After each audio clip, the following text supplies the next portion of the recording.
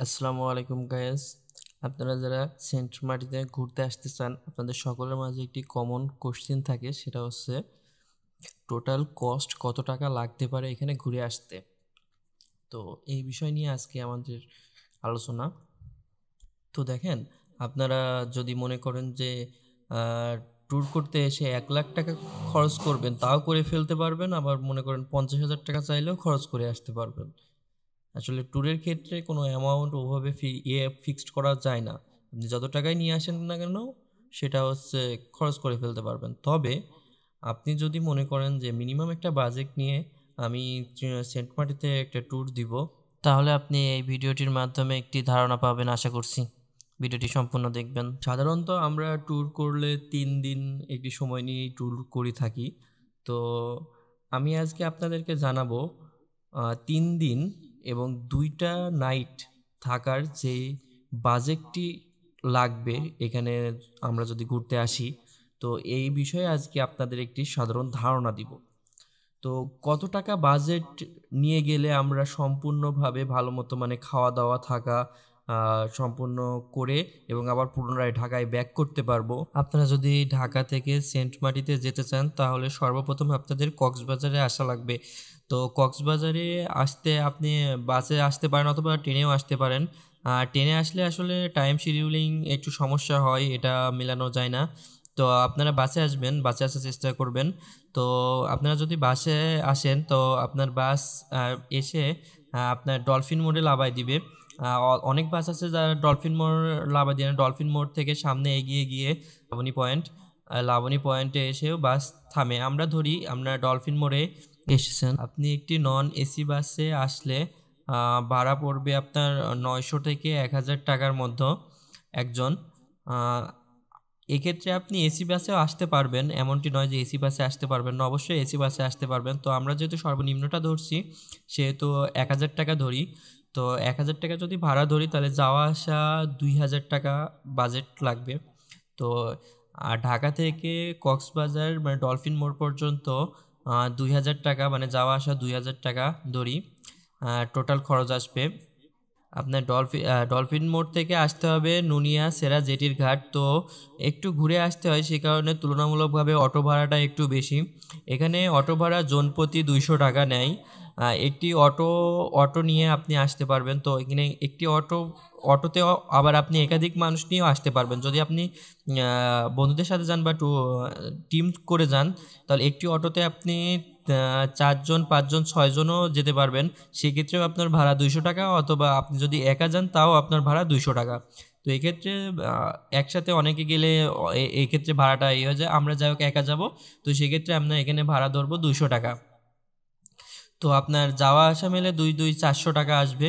তো এখানে আমরা 400 টাকা ধরবো। এবার আসি শিপের বিষয়ে। আপনার শিপে টোটাল কত টাকা খরচ পড়বে। এখান থেকে শিপ ছাড়ে 4টি। 4টে শিপের মাধ্যমে আপনি যেতে পারবেন। একটা হচ্ছে বারলিয়া, একটা হচ্ছে কর্ণফুলী, আর একটা হচ্ছে কেয়ারি, আর একটা হচ্ছে বেগুজ। তো এখান থেকে এই 4টি শিপের মাধ্যমে যেতে পারবেন। সব থেকে দ্রুতগামী শিপ হচ্ছে বারলিয়া ও কর্ণফুলী।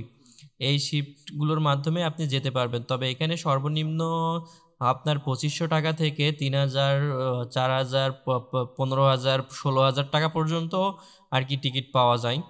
তো মিনিমাম একটি প্রাইস যদি আমরা বলি, কর্ণফুলীতে 2,200 টাকা, 2,250 টাকা দোস্তা। আর এখান থেকে অর্থাৎ আমাদের কক্সবাজার থেকে সেন্টার মাটি নিয়ে আসবে এবং সেন্টার মাটি থেকে কক্সবাজার নিয়ে যাবে। এক্ষেত্রে আপনি যদি 2 দিন বা 3 দিন থাকেন, সেটা কোনো কথা নয়। আপনার টোটালি খরচ হবে 2,200 টাকা বা 2,250 টাকা। তো আমরা 2,200 টাকা ধরি।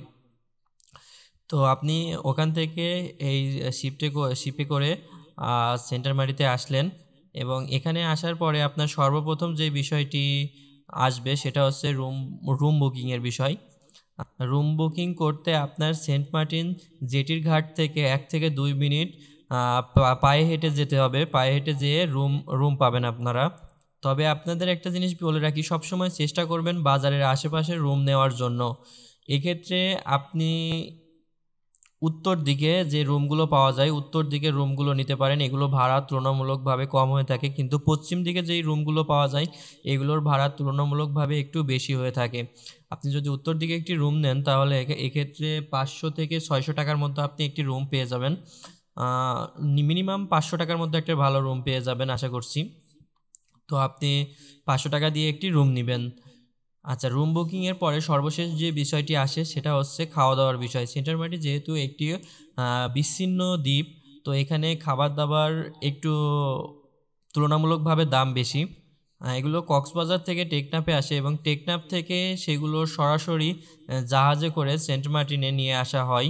তাই এখানের খাবারের কস্ট তুলনামূলকভাবে একটু বেশি পড়ে। আপনি যদি সকালের খাবার পরোটা আর সবজি খান সেক্ষেত্রেও আপনার 70 থেকে 80 টাকা পড়বে। 2টা পরোটা দিবে আর একটি সবজি, সেক্ষেত্রে আপনার 70 থেকে 80 টাকা পড়বে।